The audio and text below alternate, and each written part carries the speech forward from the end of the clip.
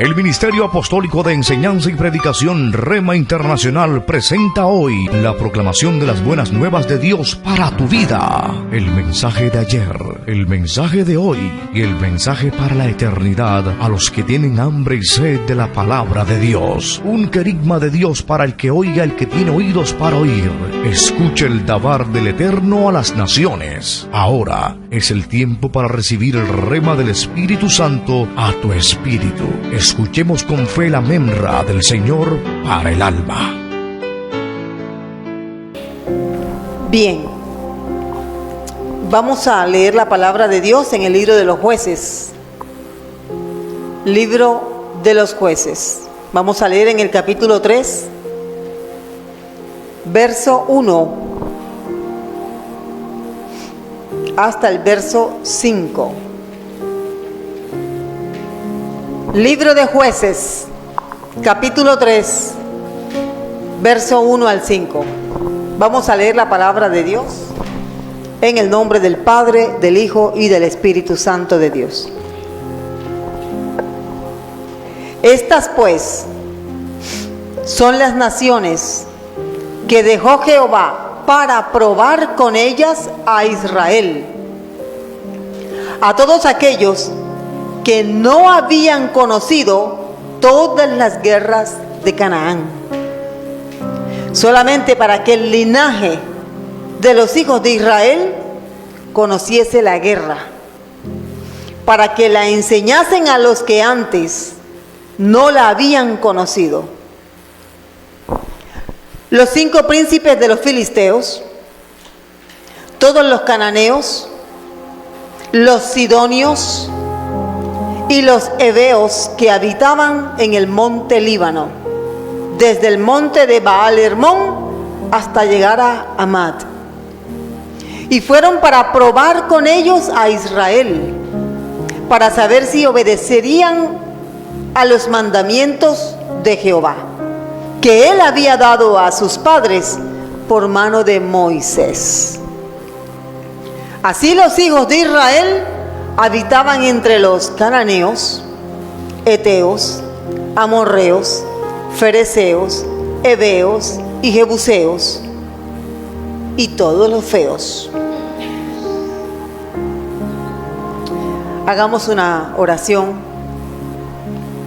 Cada vez que se expone la palabra de Dios, Dios habla al corazón.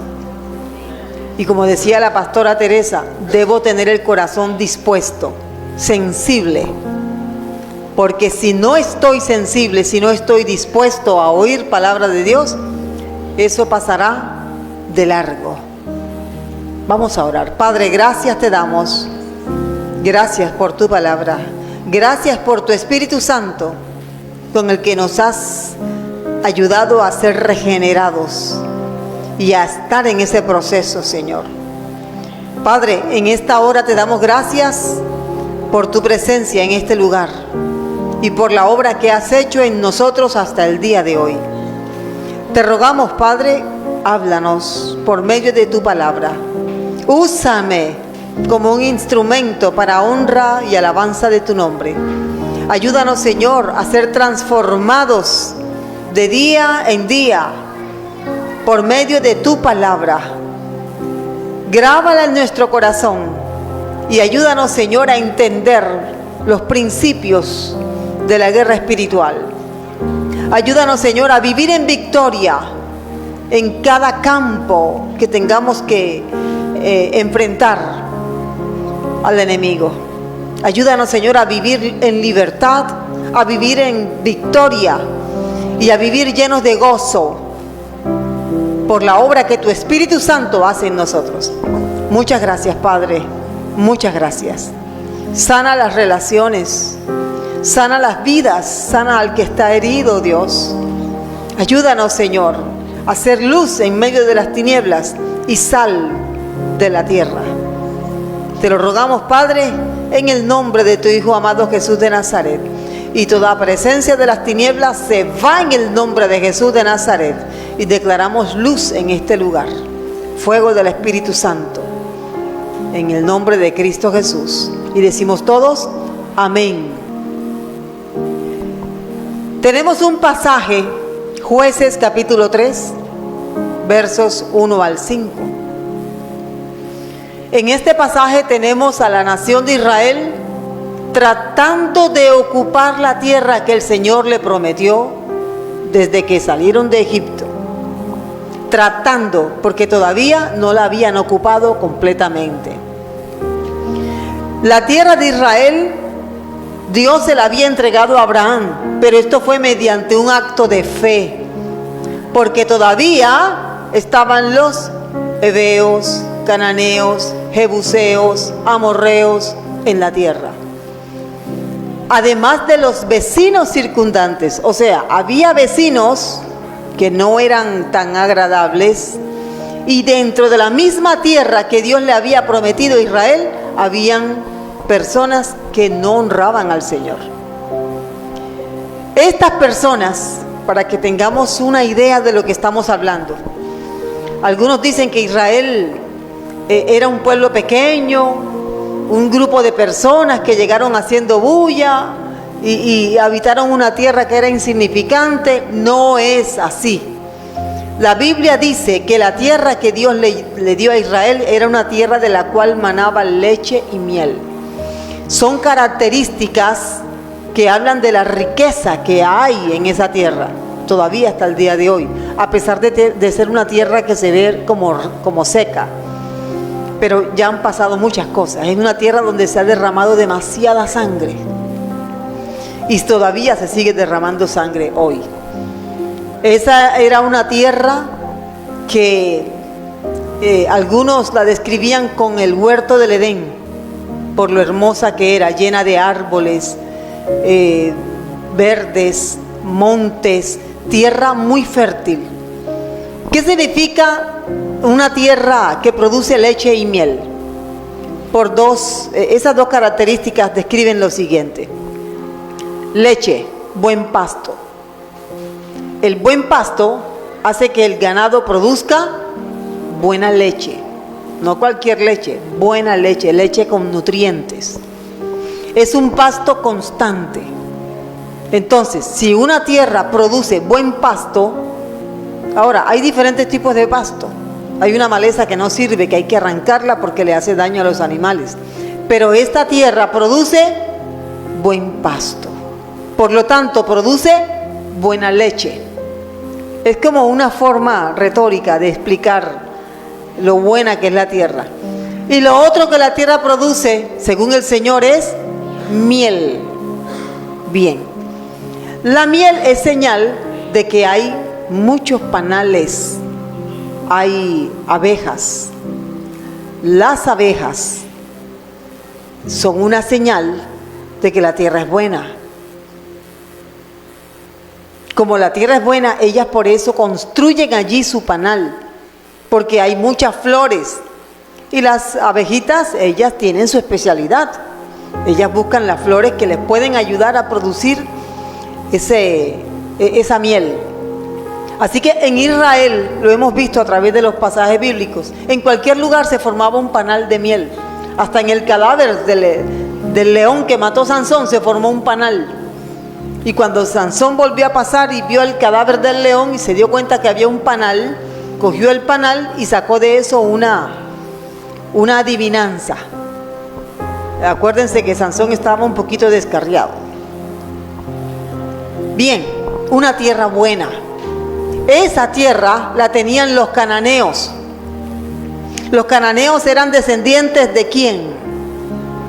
De Canaán, el nieto de Noé, nieto de Noé. Y estas personas, aunque habían ascendido, o mejor dicho, descendido de una persona de fe como Noé, el corazón de ellos no era bueno. Ellos tenían un corazón malo. Y ellos eran los que estaban disfrutando la tierra que Dios le había prometido a Abraham, a su pueblo Israel. Así que ahora tiene que venir Israel y sacar a los cananeos, obviamente esto con la ayuda del Señor. Esto no era porque Israel era el pueblo bonito, no, era porque Dios era quien les iba a abrir camino. Israel entra, pero Israel no despoja toda la tierra, despojó a algunos. Hay más de 31 reyes que fueron abatidos por los israelitas, pero Israel hubo un momento en que se cansó. ¿Dónde se da esa coyuntura en la que Israel como que deja las manos ya caídas? Cuando Josué muere. Ellos se quedaron con lo que habían conquistado y comenzaron a dejar que el enemigo viviera con ellos. Y en vez de sacarlos, ¿qué hicieron ellos? Se aliaron con ellos, hicieron negocios con ellos, los convirtieron en sus trabajadores, los sometieron a trabajo forzado. Claro, incluso comenzaron los matrimonios, comenzaron los israelitas a darle hijas a los cananeos y los cananeos a darle sus hijas, y de esa forma comenzaron a emparentar con ellos. Así que lo que está viviendo hoy Israel no vino solo, es producto de esa desidia para haber hecho la obra de Dios. Es producto de esa negligencia para haber cumplido el propósito de Dios. ¿Y sabe qué? Israel es nuestro ejemplo hoy. Yo debo, como cristiano, mirar a Israel. Israel es un pueblo y yo soy un individuo en Cristo Jesús. Pero todo lo que Israel vivió es un ejemplo para mí. Todo lo que Israel sufrió, disfrutó, vivió siendo pueblo de Dios es un ejemplo para mí hoy como cristiano. ¿Me estoy explicando? Entonces yo debo mirar a Israel. Vamos a mirar un pasaje que queda en el Nuevo Testamento. Este pasaje queda en la primera carta a los Corintios, capítulo 10.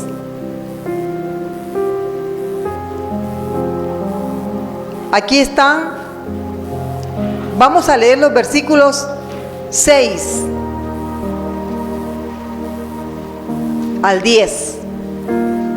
Son varios versículos. Téngalos allí. Primera carta a los Corintios, capítulo 10. Podríamos leer todo el capítulo, es una delicia, pero solamente vamos a leer estos versículos. Dice la palabra de Dios, desde el verso 6.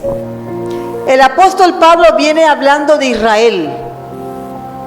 Usted puede mirar los versículos anteriores en su casa y se va a dar cuenta de que el apóstol está hablando de Israel. Pero el apóstol llega en el verso 6 y dice lo siguiente: mas estas cosas sucedieron como ejemplo para nosotros, para que no codiciemos cosas malas como ellos codiciaron. No seáis idólatras como algunos de ellos. Según está escrito, se sentó el pueblo a comer y a beber y se levantó a jugar. No forniquemos como algunos de ellos. Y cayeron en un día 23,000 muertos. Verso 9. Ni tentemos al Señor como también algunos de ellos le tentaron y perecieron por las serpientes. Ni murmuréis como algunos de ellos murmuraron y perecieron por el destructor. Nuevamente, verso 11. Y estas cosas les acontecieron como ejemplo. ¿Ejemplo para quién? Para nosotros. Para ti y para mí. Y están escritas para amonestarnos a nosotros, a quienes han alcanzado los fines de los siglos. Amén. Los fines de los siglos. Resulta que una de las cosas que Israel ha tenido que vivir desde que es pueblo es la guerra. Nosotros hemos sido injertados en Israel, que es el olivo, el buen olivo. Nosotros, siendo el olivo silvestre, fuimos injertados en Israel. Amén. Así que nosotros también tenemos que aprender el arte de la guerra, pero no en el ejército físico, literal, sino en el ejército de Cristo. Nosotros somos soldados del ejército de Cristo. La guerra que nosotros libramos no es física. Si fuera física, no estaríamos aquí sentados. Estaríamos siendo parte del ejército físico con armas y estaríamos, quién sabe, huyendo o matando personas. Y esa no es la guerra a la que el Señor nos ha llamado. Nosotros hacemos parte del ejército de Cristo. Somos parte del ejército de la luz. Así que nosotros, siendo del ejército de la luz, tenemos que estar preparados como soldados. Y tenemos que aprender a hacer la guerra espiritual. ¿Por qué? Hasta el día de hoy todavía Israel, como nación escogida de Dios, por allí alguien estaba diciendo que Israel no es el pueblo de Dios. No crea eso. Eso es lo que dice el diablo. La Biblia dice que Israel es el pueblo de Dios. Israel no dejará de existir. Nunca ha dejado de existir y no dejará de existir. ¿Eso quién lo dijo? El que hizo los cielos y la tierra, nuestro Dios. Y la iglesia no ha reemplazado a Israel. La iglesia ha sido injertada en Israel.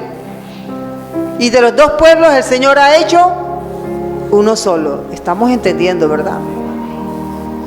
Es importante entender la doctrina, porque si no la entendemos, no la podemos vivir, no la podemos practicar. Bien. Nosotros entonces estamos llamados también a aprender, como a Israel le tocó aprender. Hoy Israel está enfrentando 4 enemigos simultáneamente. Está enfrentando un grupo terrorista que algunos defienden, pero es un grupo terrorista.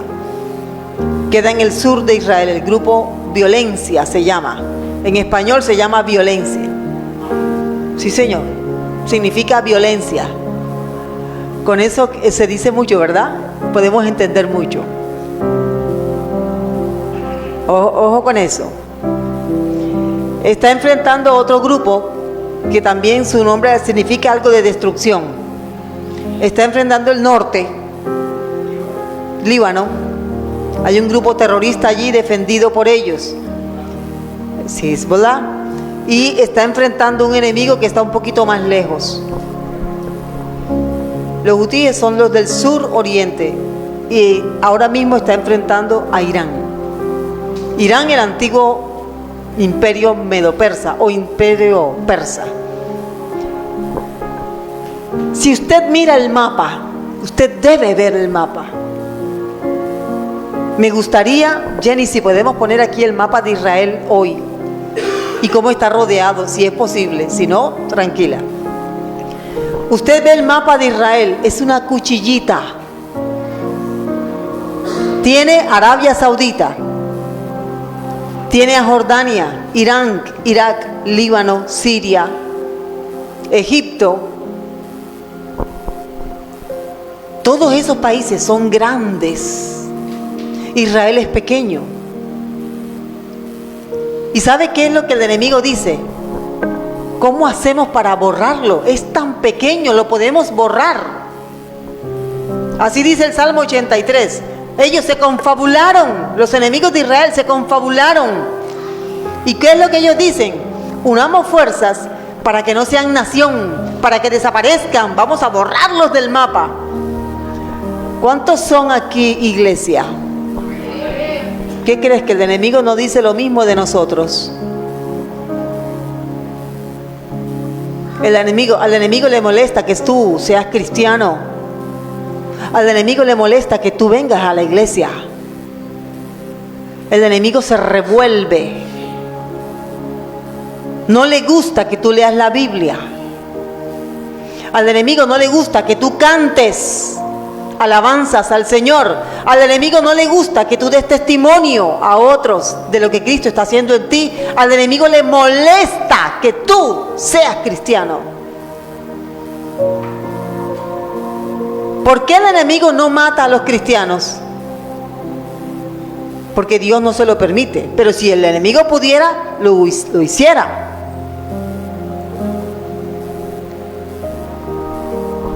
Bueno, este es el mapa de Israel. Esto que usted ve aquí, en realidad es muy pequeñito. Si lo miramos en toda la zona, esto no es más grande que el departamento del Atlántico, que ustedes ven que es uno de los más pequeños de Colombia. Sí, señor.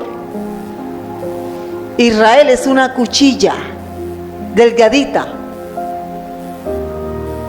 En cambio, usted ve las otras naciones que están alrededor: Egipto, Arabia Saudita, Jordania, Irán, Siria, Líbano. Son naciones grandes. Ahora, hablemos de gente. Hay poquita gente en Israel comparado con todo lo que hay en las naciones que rodean a Israel.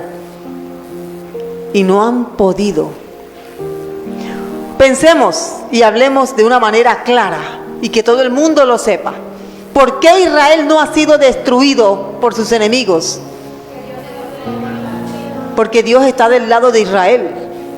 El Dios que hizo los cielos y la tierra, el Dios de Abraham. Ahora, es igual con nosotros. ¿Por qué el enemigo no te ha destruido? Porque Dios está con nosotros. Su simiente está en nosotros. ¿Por qué el enemigo no te ha puesto en vergüenza? Porque has confiado en el Señor. Ahora, esta pregunta es importante. La guerra espiritual que nosotros libramos como iglesia es como iglesia, pero individualmente cada uno de nosotros está librando una batalla espiritual. Hace algún tiempo conocí un grupo de guerra espiritual. Ellos estaban estudiando en el seminario, comenzaron a estudiar en el seminario, no terminaron, y les voy a decir por qué. Llegaban a la clase, se dormían en la clase. ¿Qué le pasa? Porque es que estábamos en vigilia. Bueno, estaban en vigilia, están un poco, y de la vigilia después iban a la clase. Ok. Y ahora, ¿por qué se están durmiendo? Es que estábamos en guerra espiritual. Estaban en guerra espiritual. Pero ¿dónde es la guerra? ¿Qué pasó? Porque ella decía, me duele el brazo, estoy ronca. Eran varios hermanos. Estamos roncos, nos duele el brazo, nos duele... Estaban adoloridos como si hubieran ido a una batalla literalmente. ¿Cómo era que ellos hacían guerra espiritual? Ellos comenzaban a gritar.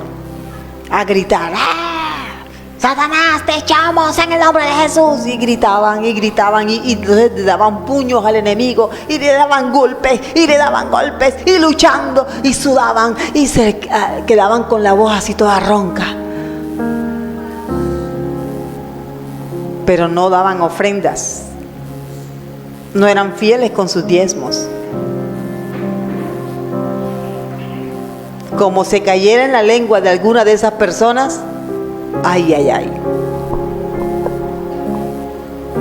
¿Eso es guerra espiritual?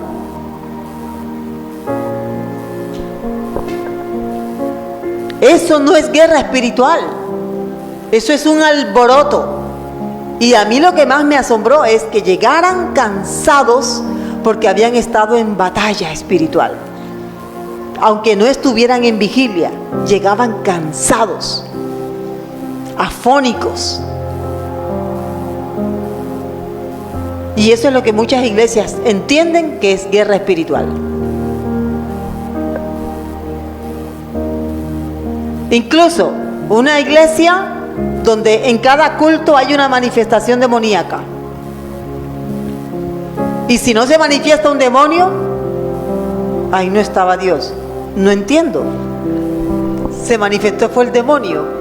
¿Cómo piensas que Dios está en un lugar donde cada rato los demonios hacen de las suyas. ¿Qué quiere el diablo hacer? Ese espíritu trató de seducir acá a la congregación hace un tiempo atrás.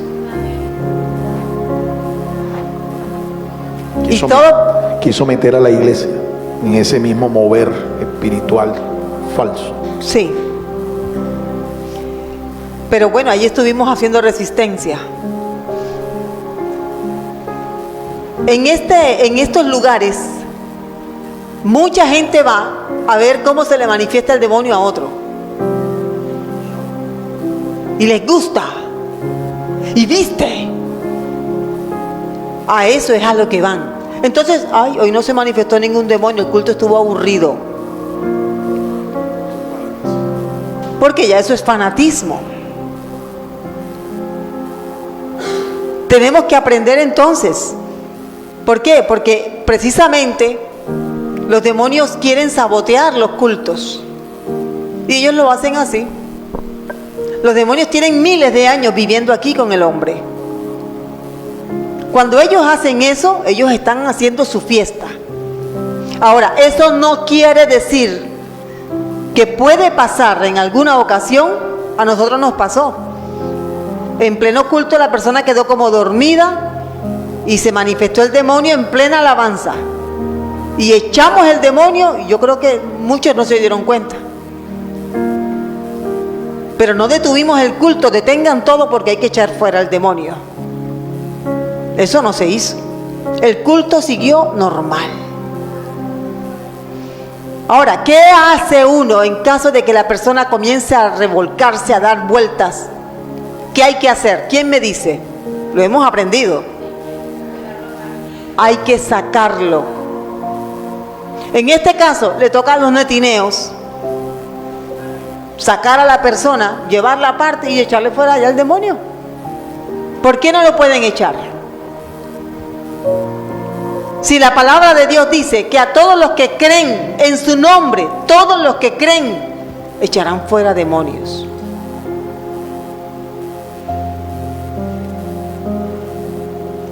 La guerra espiritual se tiene que aprender. Miremos entonces lo que nos enseña aquí el Señor por medio de este gran pasaje. Israel se apartó del Señor. Israel cayó en manos del enemigo. Cada vez que Israel se apartaba del Señor, el Señor los libertaba por medio de un juez. Pero Israel no tenía la intención de conocer realmente al Dios que los había sacado de Egipto. El asunto era tal que dice el Señor que los hijos de los que le habían conocido a Él, ahora no le conocían a Él. Mire lo que dice el pasaje que hemos tomado como base, el pasaje central. Dice en el verso 2, verso 1, Jueces 3:1. Estas pues son las naciones que dejó Jehová para probar con ellas a Israel. Para probar con ellas a Israel. Dios prueba a Israel por medio de sus vecinos. Ese es nuestro primer punto hoy. Dios prueba a Israel por medio de sus vecinos. Israel llega a Canaán. Ya usted ha visto más o menos el mapa, aunque no vimos todo el mapa de la región. Usted puede llegar a su casa y puede buscar un mapa y puede darse cuenta de lo pequeñito que es Israel comparado con todos los vecinos que tiene hasta el día de hoy. Allí estaba Israel. Y ahora el Señor les dice, los enemigos que están con ustedes, no los voy a echar.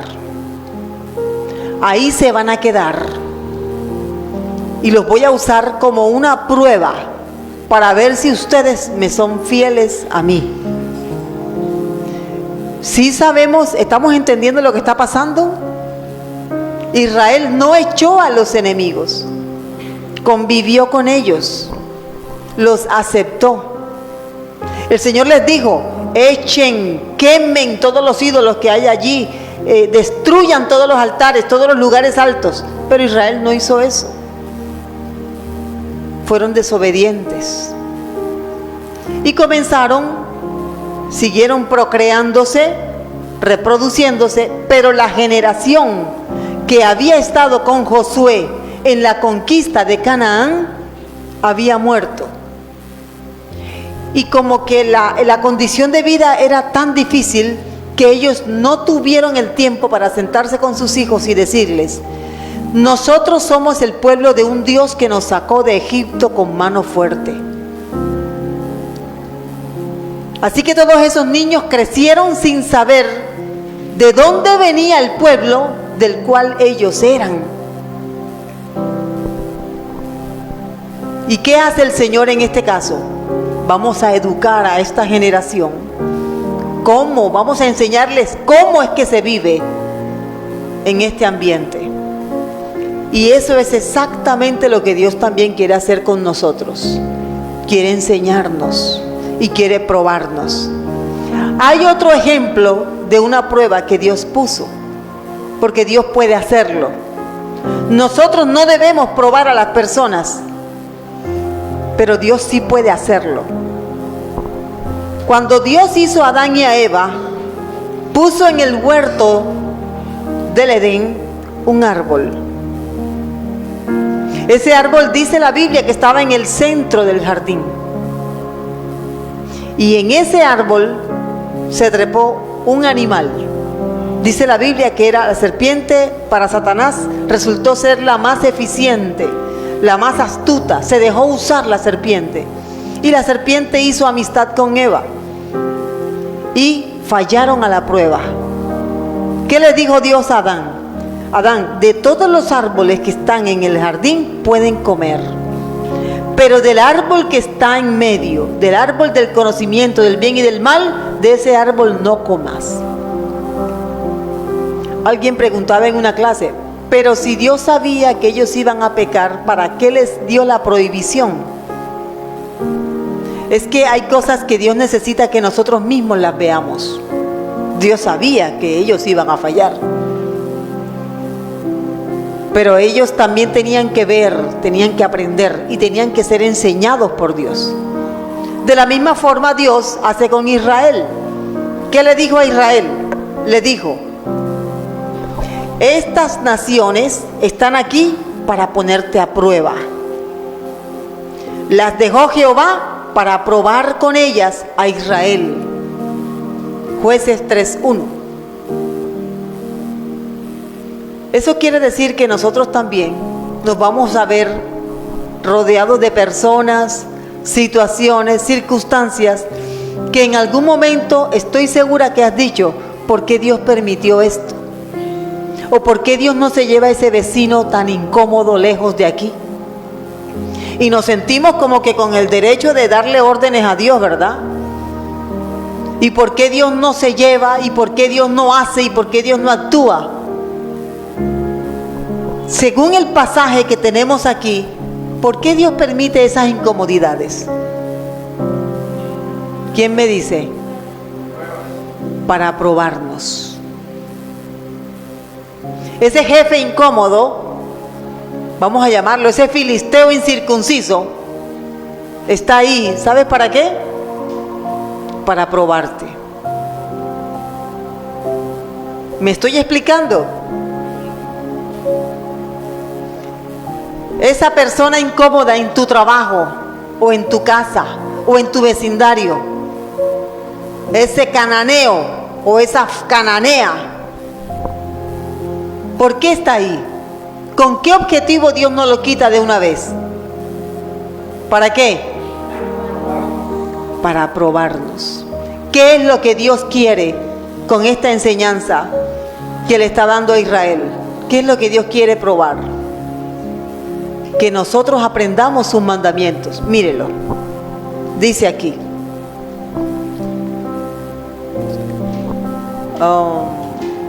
Verso 4. Y fueron para probar con ellos a Israel, para saber si obedecerían a los mandamientos de Jehová que él había dado a sus padres por mano de Moisés. Es como un entrenamiento, y algunas batallas se pierden, pero la guerra no se puede perder. Una guerra está compuesta por muchas batallas, pero la guerra no se debe perder. 7 veces cae el justo, ¿y qué hace el Señor? 7 veces lo levanta. Este pasaje de 7 veces cae el justo no tiene que ver con pecado. Tiene que ver con crisis, frustraciones, pero no con pecado. Alguien por allí tomó ese pasaje para justificar su pecado. No, yo puedo pecar hasta 7 veces y el Señor me levanta. Mucho cuidado. Sí, tiene que haber confesión. O sea, la idea no es pecar porque Dios me va a ayudar. No, así no es. Dios quiere que nosotros aprendamos sus mandamientos. ¿De qué manera Israel iba a vencer a sus enemigos? Conociendo los mandamientos del Señor. ¿De qué manera Israel iba a vivir en victoria con respecto a sus vecinos que eran poderosos, eran grandes, eran numerosos? ¿De qué manera? Conociendo los mandamientos del Señor. Aquí hay una palabrita que se usa, dice, para probar con ellos a Israel, para saber si obedecerían.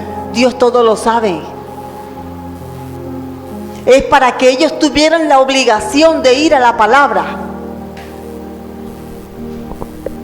¿Estás viviendo una situación de brujería? ¿Crees que te están haciendo brujería?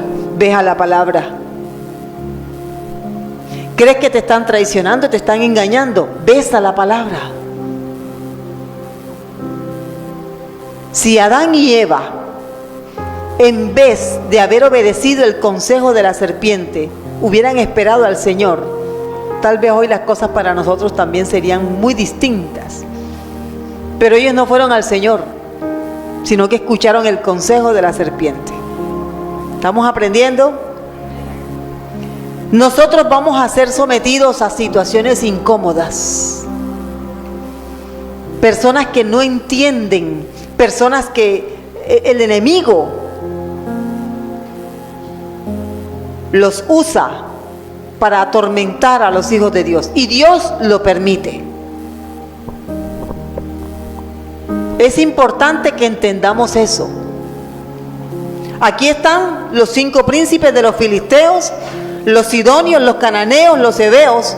Bueno, hoy esos mismos filisteos, esos mismos cananeos son otras fuerzas espirituales de maldad que están allí. Pero nosotros hemos aprendido algo. Sabemos que nuestra lucha no es contra carne ni sangre, sino contra... Entonces, cuando una persona, un cananeo, un filisteo, un heveo se levanta contra ti, ¿qué debes entender? Ya te dije una parte de la respuesta. El espíritu que está detrás de la persona o detrás del grupo, sea quien sea.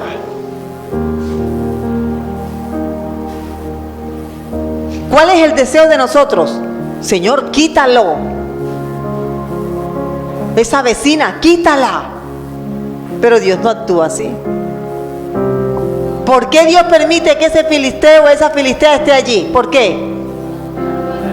Para probarnos. ¿Y de qué manera somos probados? ¿Hasta qué punto el Señor quiere llevarnos? Que conozcamos sus mandamientos. Así es. Entonces, la guerra espiritual que nosotros como pueblo debemos hacer no es desgastándonos, gritándole al demonio,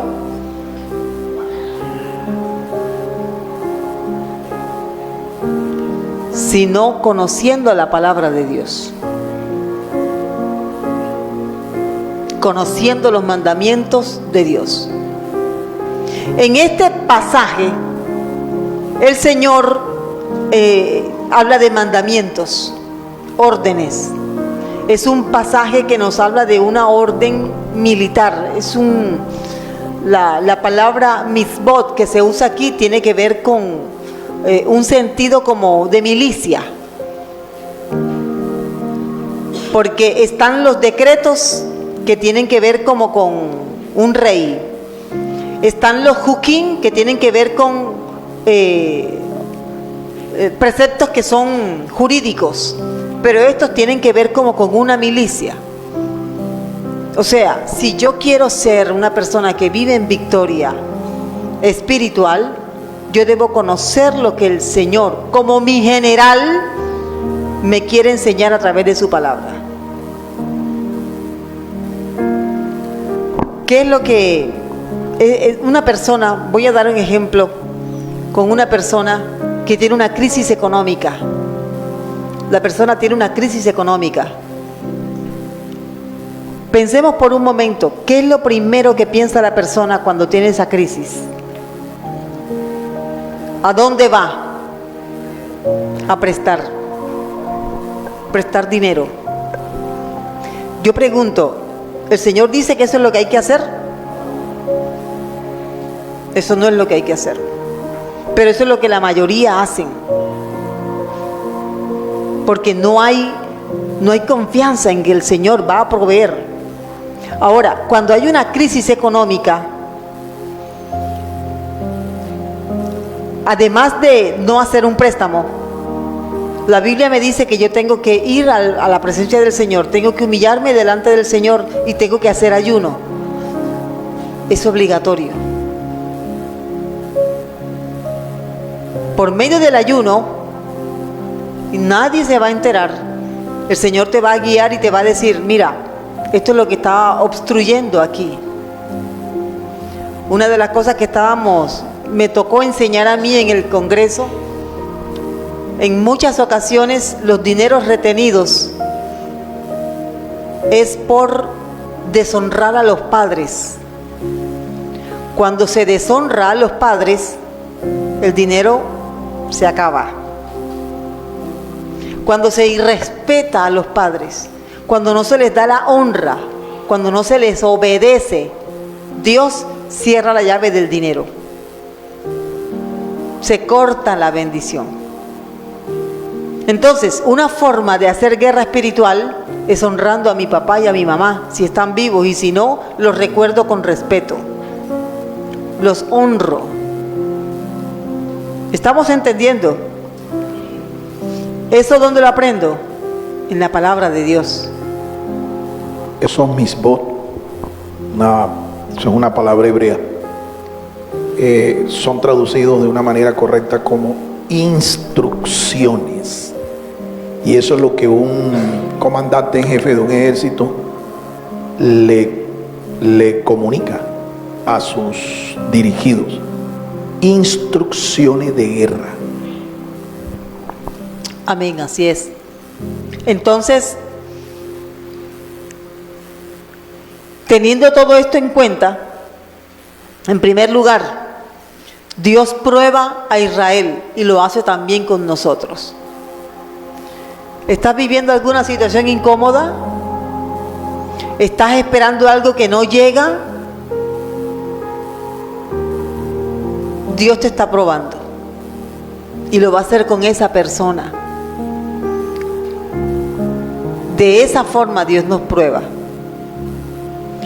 En segundo lugar, Dios enseñó a Israel la guerra. Dios enseñó a Israel la guerra. Dice aquí el verso 2. Solamente para que el linaje de los hijos de Israel conociese la guerra, para que la enseñasen a los que antes no habían conocido, a todos los enemigos. Y fueron para probar, verso 4, con ellos a Israel, para saber si obedecerían a los mandamientos de Jehová, que él había dado a sus padres por mano de Moisés. Dios enseña a Israel la guerra. O sea, que Dios sí está interesado en que nosotros vivamos en victoria sobre los enemigos espirituales. Dios sí está interesado. Y hacer la guerra se tiene que aprender, es un arte. Hago una pregunta. En este momento no me tiene que contestar, pero es bueno que pensemos en esto. En este momento, ¿cómo está tu vida espiritual con respecto a lo que el enemigo ha tratado de hacer contra ti? ¿Estás en victoria? ¿Estás experimentando victoria espiritual? ¿O hay situaciones en las que no sabes qué hacer? ¿Qué hace Dios para que este pueblo, esta nueva generación que no conoció las guerras que enfrentó Josué, qué hace Dios? Les permite que se levante un enemigo contra ellos. Qué forma de enseñar, ¿verdad? Dios permite que se levante un enemigo contra Israel. Dice la Biblia, se levantó un enemigo contra Israel, Cusán Risataim se levantó contra Israel. Dios también levantó un juez, y este juez venció a Cusán Risataim, pero el pueblo primero se volvió al Señor. Iglesia, ante toda situación difícil, dolorosa, incómoda, crítica, yo debo saber cómo reaccionar. Es increíble que todavía haya gente que cree en los agüeros. No pases debajo de la escalera porque te va a ir mal. Cristiano, no tengas gato negro porque eso es de mala suerte. Es increíble. Si se rompe el espejo, no te mires en el espejo porque te va a ir mal. Cristianos. O lo que hacía alguien que conozco, que cuando había tormentas, hacía un rezo a un santo, tomaba 3 buches de agua y los tiraba en la calle.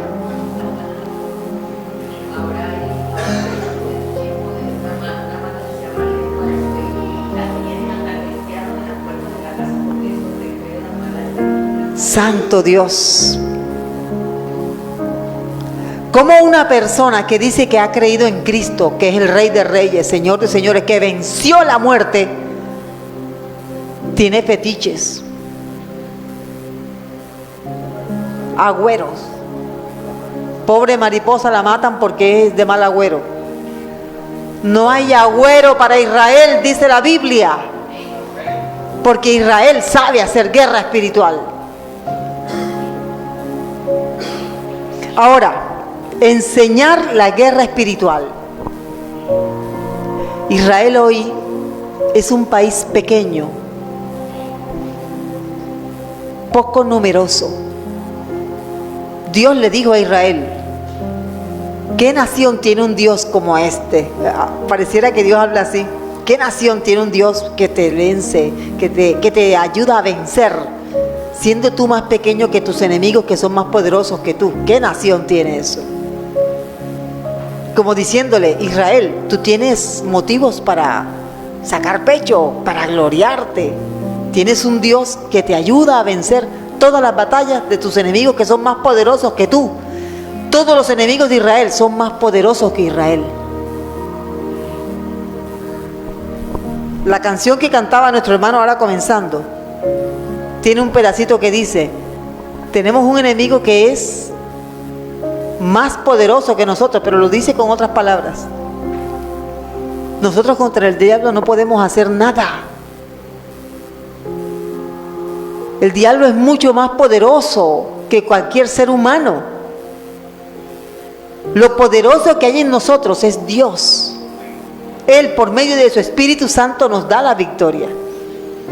Israel, como nación, hoy tiene un sistema de defensa tan fino que ninguna nación lo tiene. Mire, les voy a hablar brevemente de lo que es la cúpula de hierro. Es como ellos le llaman una especie de escudo que protege todo el país. Pero el ataque que hubo ahora de los enemigos de Oriente fue tan poderoso que en algunos casos la cúpula no logró desactivar. Mire en qué consiste la cúpula. En diferentes partes del país hay un sistema son como unas balas enormes, no sé si son misiles, pero es una máquina grande que se mueve a una velocidad y de una forma muy milimétrica.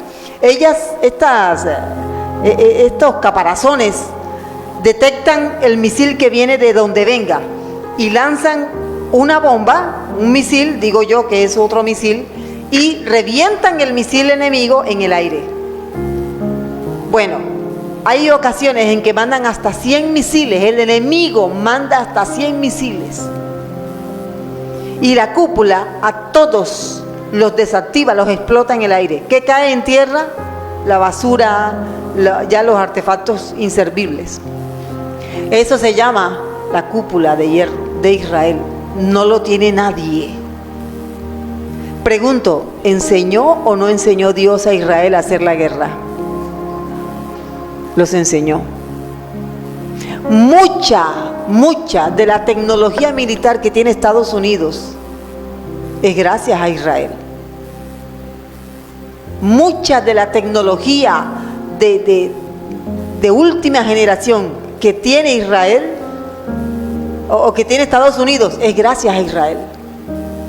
Ahora, aún Colombia, y mire lo que hizo Colombia,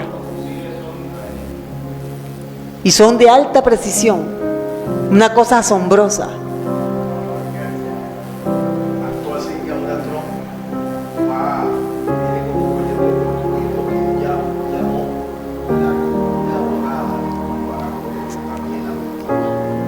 Así es. Entonces, si Dios enseñó a Israel a hacer la guerra, mucha gente está en contra de Israel ahora mismo. Nosotros hacemos lo que dice la Biblia que debemos hacer por ellos, orar por ellos, orar por la paz en Jerusalén. Ese es nuestro deber. Dios nos puede enseñar a nosotros también. Hemos aprendido, pero creo que nos falta más. A mí me gustaría, quiero ver una iglesia donde todos vivan en victoria. Que puedan decir con toda certeza, el enemigo está pisado en el nombre de Jesús de Nazaret. Y yo estoy en victoria. Y no que haya noticias desagradables de me quitaron, me robaron, a uno de nuestros jóvenes lo atracaron. Bueno, menos mal que hoy nos podemos reír, ¿verdad? Pero en el momento yo le dije, ajá, ¿y tú qué pensaste cuando te estaban atracando? No, yo dije, no tengo arma. Yo dije, no, estamos aquí, bueno, ¿qué me toca? Pero ¿y tu Dios? ¿Dónde está tu Dios? Ay, a mí se me olvidó. Y yo le dije, mire, lo que usted tiene que hacer la próxima es esto. Confiese, use su boca, empiece, confiese, declara la palabra. Tú no ves que ese ladrón, en ese mismo instante, ese ladrón está siendo guiado por un espíritu inmundo. A lo que el espíritu inmundo sabe que tú eres un hijo de Dios, el espíritu inmundo se va y el ladrón queda, ¿yo qué estoy haciendo?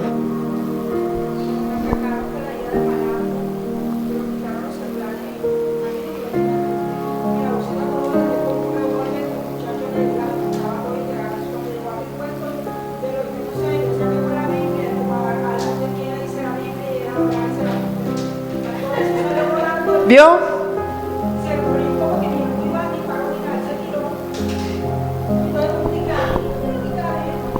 Yo estoy segura que ese hombre vio algo más. Ese hombre tuvo que haber visto algo más. Porque ella no iba sola. Ahora, la Biblia dice que los demonios tiemblan ante la presencia de Dios. tienen que temblar ante nosotros porque tenemos a Dios morando en nosotros.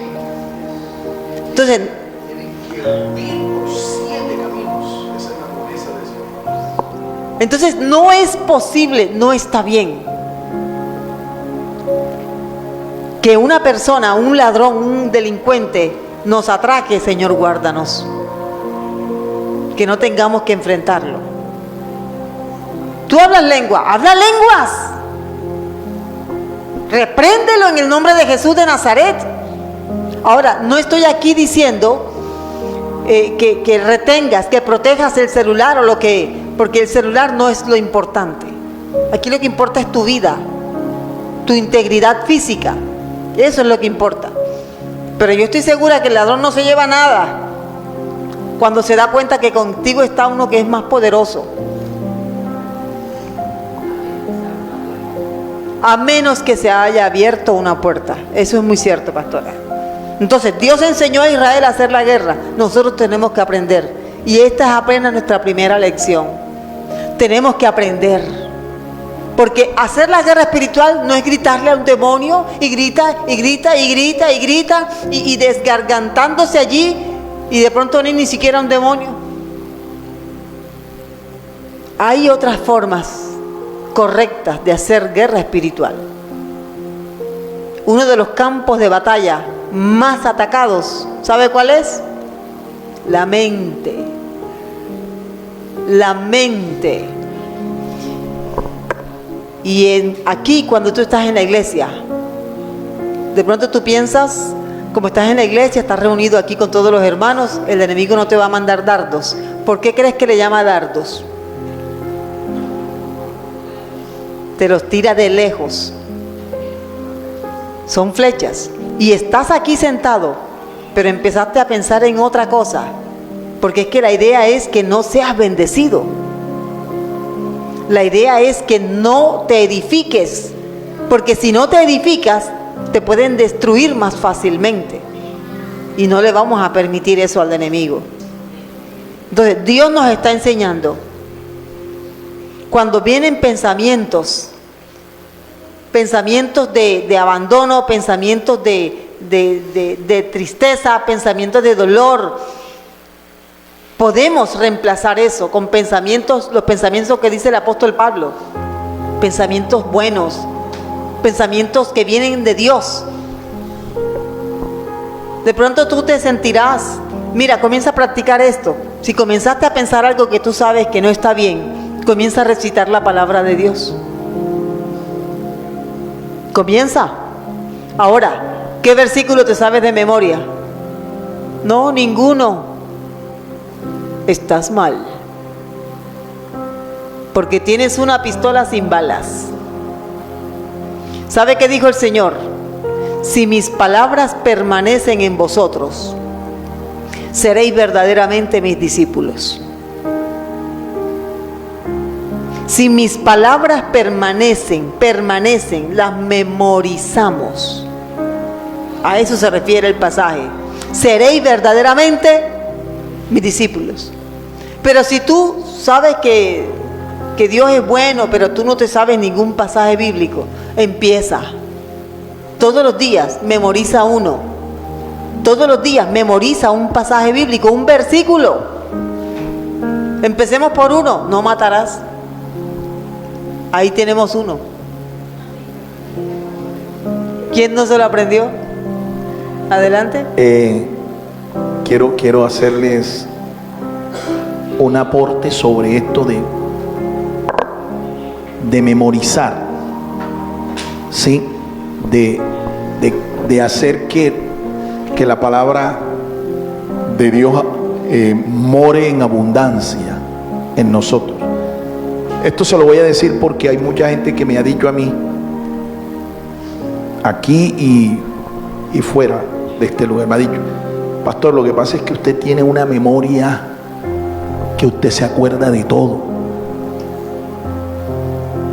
Memoria fotográfica. Y esto es algo que sí es verdad en parte, pero Cuando la palabra del Señor nos dice a nosotros que debemos guardar su palabra, debemos retenerla, no te está diciendo que tú tienes que aprenderte: de tal manera amó Dios al mundo que ha dado a su Hijo unigénito para que todo aquel que en Él cree no se pierda, mas tenga vida eterna. Juan 3:16. Tú no te tienes que aprender la cita, o sea, el capítulo 3 y el verso 16. ¿Por qué? Porque la división de la Biblia en capítulos y versículos no fue una obra de la inspiración del Espíritu Santo. ¿Me di a entender? La revelación de Jesucristo que Dios le dio a su ángel para que manifestara lo que había de suceder en los próximos días. Apocalipsis 1:1. Pero tú no estás obligado en el proceso de memorizar, tú no estás obligado a decir cuál es la referencia bíblica con el capítulo y el versículo, porque esa división no la hizo el Espíritu Santo. A lo que la palabra de Dios nos llama es a memorizar el texto. ¿Me entiende? El mensaje que está allí. Porque incluso lo que tú tienes ahora mismo como Biblia es una traducción. Ni siquiera es la lengua original en la que se escribió al principio. No es una traducción. Entonces, aprenderte de memoria una traducción, te aseguro que espiritualmente eso no tiene ningún efecto. Tú tienes que aprender el espíritu de esa palabra sin tener que memorizar la referencia.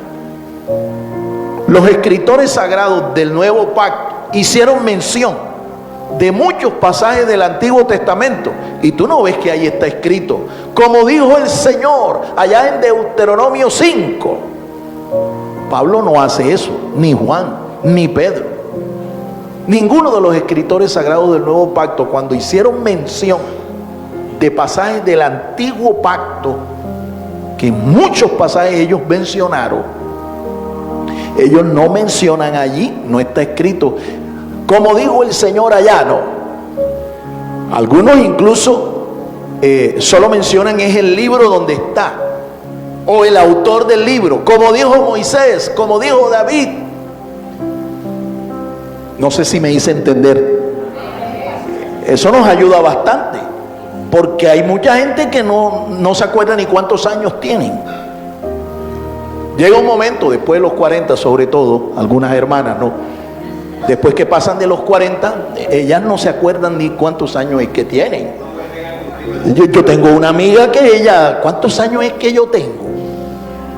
Cada rato me lo iba preguntando. Y yo le digo, naciste en el año 1969, ¿cuántos tienes? Entonces, esto nos ayuda, ¿me entiendes? Porque para muchas personas es una carga aprenderse la referencia, el número del capítulo y el número del versículo. Pero no, tú no estás obligado a eso. Lo que la Biblia dice es que tú tienes que aprender lo que está escrito, el mensaje que está allí, que te recuerdo, es una traducción. Si quieres saber cómo fue que se escribió en el idioma original, pues tienes que aprender, ¿verdad?, de las copias más antiguas que se conservan de los originales. Son copias, tanto del hebreo como del griego. Amén. ¿Qué pasa en este aprender la guerra espiritual? La verdadera guerra espiritual. ¿Qué pasa si una mujer a un varón le está cazando el alma? Saben que la Biblia dice que la mujer de la calle caza la preciosa alma del varón. Muy bien. ¿Qué hay que hacer? La mujerzuela. La extraña. ¿Qué debe hacer el varón? ¿Cómo hacer guerra espiritual en ese caso? Sácate el ojo, aunque te duela. En cada circunstancia que nosotros vivimos, hacemos guerra espiritual. Todos los días estamos inmersos en una lucha espiritual. Todos los días. Eso no es que el mes pasado tuve una batalla espiritual. No, mi hermano, esto es todos los días. Y todos los días debes vencer en el nombre de Cristo Jesús. En la medida en que nosotros practicamos la guerra espiritual como manda Dios en su palabra, la aprendemos, se va como afinando el arte hasta llegar, si vemos a Israel, tiene la mejor tecnología militar. En el caso de nosotros, los demonios ya van a saber, este no es cualquiera. Aquí tenemos que hacer otro tipo de estrategia, porque tú ya sabes, es algo que hace parte de tu vida. No eres cualquier creyente, vives en victoria. Entonces, vivir en victoria no es decirlo por decirlo, es que se nota. Yo vivo en victoria porque a mí no me están persiguiendo los bancos para arrancarme la cabeza. Yo vivo en victoria porque he podido hacer esto. Yo vivo en victoria porque eso es. Entonces, si una persona cuando no tiene dinero, lo primero que hace es ir al banco a endeudarse hasta donde no más no poder, ¿cómo va a vivir en paz? ¿Y cómo estás, hermano? Bendecido, prosperado y en victoria. Embuste. No, eso es un decir, pero no es una realidad. Embuste, está endeudado hasta el cuello. Tiene más culebras que la selva del Amazonas. O sea, hay muchas situaciones en las que tal vez tú lo que has hecho es caer y después te va mal, no sabes por qué y qué pasó, pero lo que pasa es que tú no pudiste vencer al enemigo en su campo. Como no pudiste vencerlo, mire, el chisme es un campo de guerra terrible. El chisme destruye iglesias, familias, negocios. Increíble lo que el chisme puede hacer, ¿verdad? Entonces, si el chisme tiene tal poder destructivo, yo debo saber cómo enfrentar el chisme. Y eso es mediante la guerra espiritual.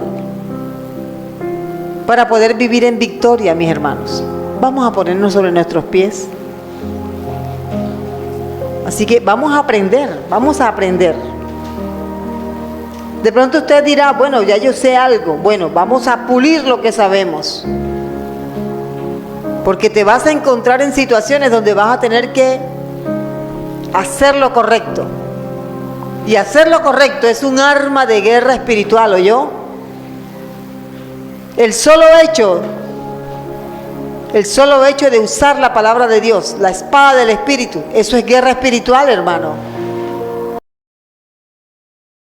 El Ministerio Apostólico Rema Internacional pone a disposición esta predicación. Ofrecemos ministración a simposios, seminarios, campañas evangelísticas, educación globalizada sana y de carácter interdenominacional. Escríbanos a ministerioremainternacional@gmail.com o llámenos al celular 316-270-7181.